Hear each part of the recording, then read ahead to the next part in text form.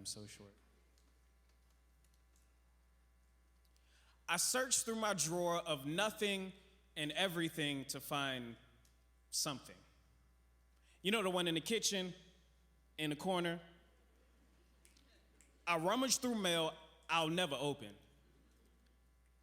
Skip over that playing card, instruction card thing. Push ink pens from past places out of place and move that just in case of apocalypse flashlight to the other side. And when I get to the bottom of the drawer, all I see is rubber bands. Some small and black, invented solely to annoy my wife at the end of the day trying to wrestle it from her hair. Others big and beige like action stars in car heist movies. Some colorful in an achromatic pit of white and black like the Wizard of Oz. For the first time in a tornado of Great Depressions, I grab one, pull it tight, and double it around the back of my remote so my batteries don't fall out. And I realize a rubber band is useless if not pulled from both sides. It's a tool tailored for tension and is most effective when at war with itself. It's inner turmoil that can't be terminated. Like animal lovers with termites.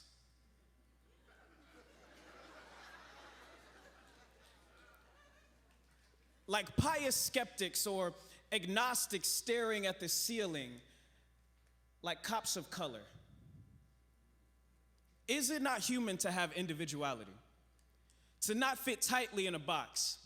To realize that all lives do matter, though you know the connotation and harm that comes from such a phrase.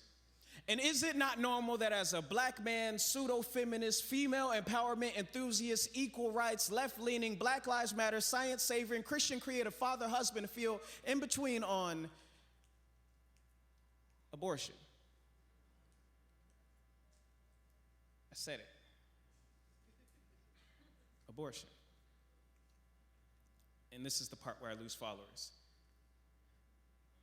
I'm pulled, stretched on the back in a remote place, doubled up on opinions that won't let me move. Can I be a man and interject my opinion unless I'm an ally?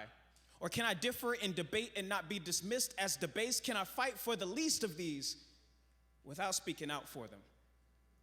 Can I, though spoken for, speak for the unspoken? Can I fight for equal rights and not be left lonely? And yes, I know not all are Christians, and that's what make decisions based off of my morals. And yes, I know that there are some Christians who don't have this interpretation of Bible or anatomy, but if I cannot shake what I see in Scripture, am I not commanded to contest what I read in law? Can I protest with contest? Can I pick apart points of view without picket signs? Can I be banded with two clicks and not be banned from either circle? Is it not pro-life to let lives live? Is it not pro-choice to choose life? If I'm a hypocrite, aren't we all just two faces of the same coin being painted villain by colorful characters? Comic comments and captions capitalizing on the state of our lower cases, our lowest cases, defenseless lives, humans who cannot speak up for themselves, march for their own freedom, or even competent enough to understand the tension. Our littlest legacies left lifeless, lifelong lasting long less than life expectancy, and I'm expected to accept an easy answer? To vote casually in casualty, defending death in the name of civil rights? Ain't I a black man? How can I stand idly by while bystanders aren't being stood for? What do I stand for? Jesus? Are Christ Chronicles cryptic? Complicated characterizations of complications in the womb? I don't think so. But what I know is that women wouldn't be witch hunted, characterized by their decisions, crucified by what a man could never experience. God would tell rocks to drop for her, regard and give her wells of respite, shatter shame and shelter her and sacrifice his own for her, relish her in royalty, cover her completely, head to toe and red to sew her heart up, never ever ever to shame, but like Eve clothe her in skin-tight sanctuaries, coordinated clemency in her genes, wrapped in cursive so curses couldn't contact, suffer so she wouldn't have to, sacrifice, rescue her. Not as a helpless damsel, but as a warrior wounded in war from combatants she considered friendly. Could we consider that the battle is bigger than just an instant, that infants in utero are affected en masse by our infantries. Our warring factions fracture like fractions by our division, putting ourselves over each other and multiplying our differences. It's improper. Can we converse without condemnation? Consider sides without blindsiding our sisters and brothers? Can brothers join the conversation and not be labeled sexist if we believe that there's life at conception, that genes are steps from genius in generations at Genesis, that not so distant thoughts thought by Tot should be thought of before never being thought of again, that being in the world means you are a being in the world. Don't misunderstand me. I don't want this poem to be an excuse for misogynistic males to make memes or manufacture momentary arguments for monetary means of muscle masculinity.